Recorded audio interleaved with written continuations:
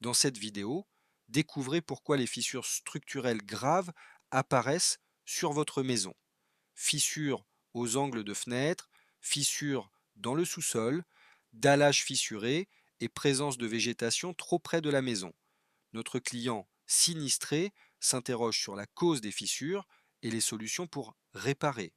De nombreux facteurs sont à prendre en compte pour identifier la cause des fissures. Nous intervenons sur une maison des années 80-90, fin 80, et notons en première approche la présence d'un cèdre de 12 mètres de haut à moins de 6 mètres de l'ouvrage. Nous poursuivons sur la façade arrière où nous allons constater que la terrasse est fissurée et que une fissure se propage de l'angle bas de la fenêtre vers l'angle haut de la fenêtre en forme d'escalier, et ce sur tout le long de la façade.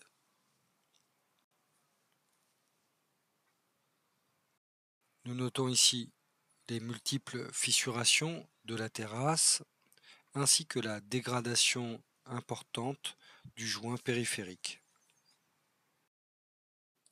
À l'intérieur de la maison, nous allons constater des fissures en queue mur-plafond.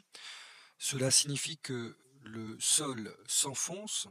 Nous allons également constater un phénomène de décollement de plaintes de part et d'autre des désordres, qui signifie que les plaintes ne sont plus affleurantes au sol, elles ne touchent plus le sol. Ces phénomènes doivent vous inquiéter en effet. Comment reconnaître des fissures graves? Elles sont en forme d'escalier, horizontales ou de part et d'autre des fenêtres. Des fissures sont visibles à l'intérieur, répliques ou fissures traversantes. Les plaintes ne touchent plus le sol, le plafond se déchire. Quelles sont les causes de ces fissures structurelles dangereuses? La principale cause des fissures structurelles reste le tassement différentiel. Les causes principales de tassement différentiel: le sol argileux, la sécheresse, les variations de teneur en eau, fuite, infiltration, nappe phréatique, etc. Des malfaçons, fondations inadaptées en l'absence d'études de sol. Comment réparer des fissures structurelles? Plusieurs méthodes existent en fonction de la cause. Parfois, elles doivent s'additionner.